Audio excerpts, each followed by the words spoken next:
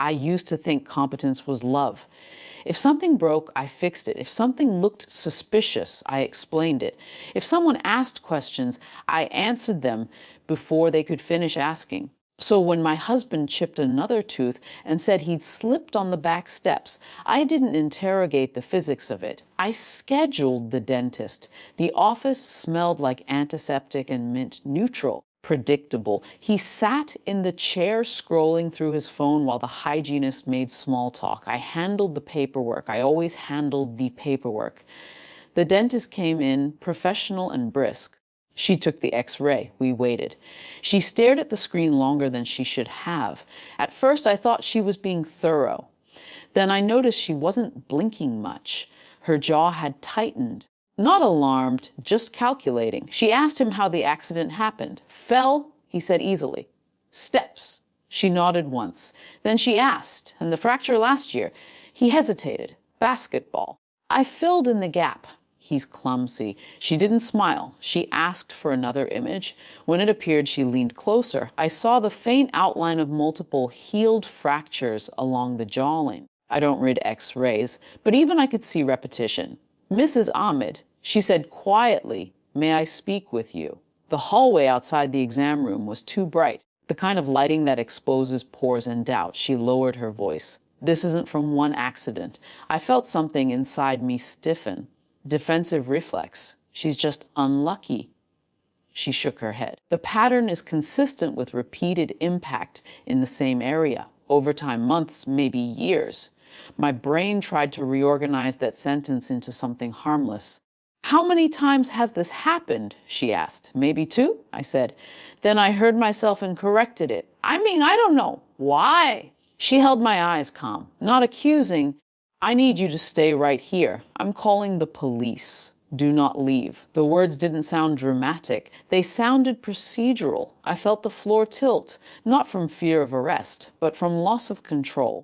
This was supposed to be manageable. A bill, a filling, a ride home. "You think I hurt him?" I asked. "I think someone is getting hurt repeatedly," she said. "And that makes it my responsibility." For a second, I wanted to argue, to protect him, to protect us. But something fragile crept into my thoughts, small memories I had filed away. The dent in the garage drywall. The cracked bathroom tile he'd blamed on a dropped shampoo bottle. The way he'd sometimes come inside with knuckles scraped raw and say, "It's nothing." I had chosen not to assemble those pieces. When the police arrived, they didn't storm in. No flashing lights, no raised voices. 2 officers, measured and calm. The dentist met them in the hallway. I went back into the room. He was sitting upright now, phone face down, his jaw tight, not from pain. "They called the police," I said. He didn't look surprised. That was the first crack in the story I'd been telling myself.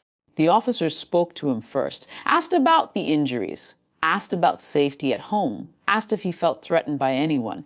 He kept answering, "No." Then one officer asked gently, "Has anyone been hurting you?" Silence stretched, not dramatic, just heavy. I stood near the sink, suddenly unsure of my role. Wife, witness, suspect.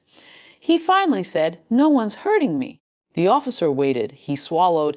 "I do it." The words landed without volume. The officer didn't react with shock, just a slight nod. "Can you explain that?"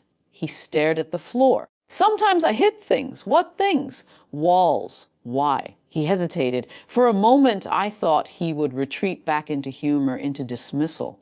Instead, his voice thinned. "Quiet it!"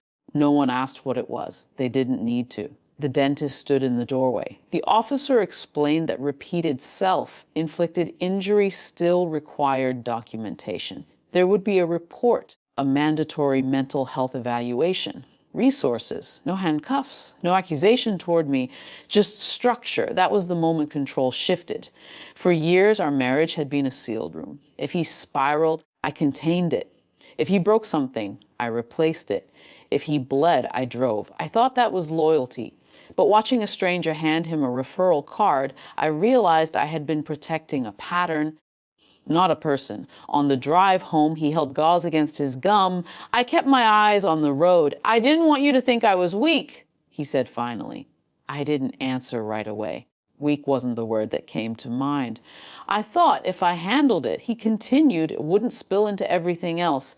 It already had, into walls, into teeth, into silence. I helped you hide it, I said quietly. He didn't argue. At home, the garage wall looked different. Not damaged, confessional. I didn't clean anything that afternoon, didn't call to reschedule work, didn't preemptively craft explanations for family. When the clinic called 2 days later to confirm his evaluation appointment, I handed him the phone.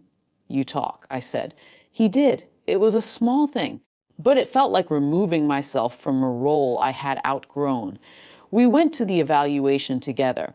I sat beside him in the waiting room, but when the counselor asked who wanted to start, I stayed silent. He spoke, not dramatically, not with tears, just tired honesty. I don't know what happens next. Recovery is not a single appointment. Neither is marriage. But something irreversible happened in that dental hallway. Love stopped meaning concealment, and for the first time I understood that protecting someone sometimes means letting authority step in so you can stop pretending you were ever in control.